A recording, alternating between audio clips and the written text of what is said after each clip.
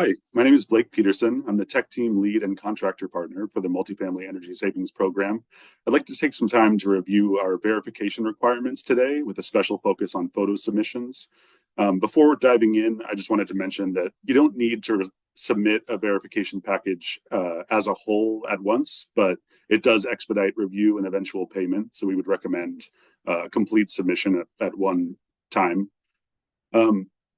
So let's take a second to review all the materials that are required in a verification package before we can zoom in on the photo submissions. In the future, we'll focus on each set of verification materials in a series of videos like this one. All right, so here we have our verification package checklist, where we'll briefly review all the materials that are required for a verification package.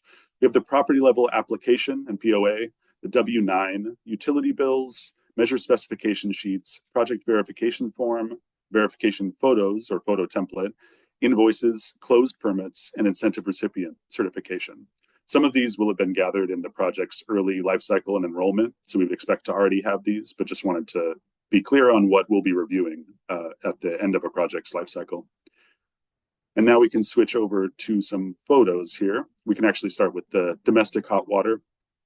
Importantly, with photos, if it's a southern project in the south, geotags are necessary on all photos. So location, time, and date would be stored in the photo itself.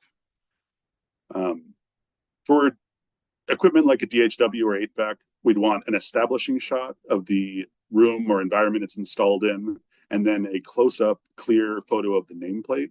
We want to make sure that the model number and serial number matches those on the invoice, and the model number and capacity match the specs submitted earlier in the project.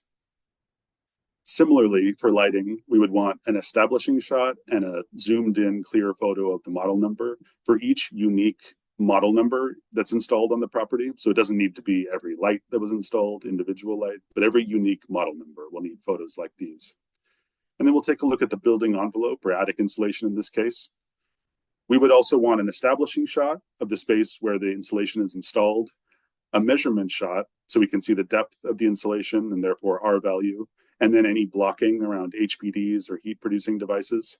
The California Installation Standards Manual is an important resource here that I'd encourage you to review before installing insulation, just for some of these details like the HPDs and what blocking or baffling will be needed.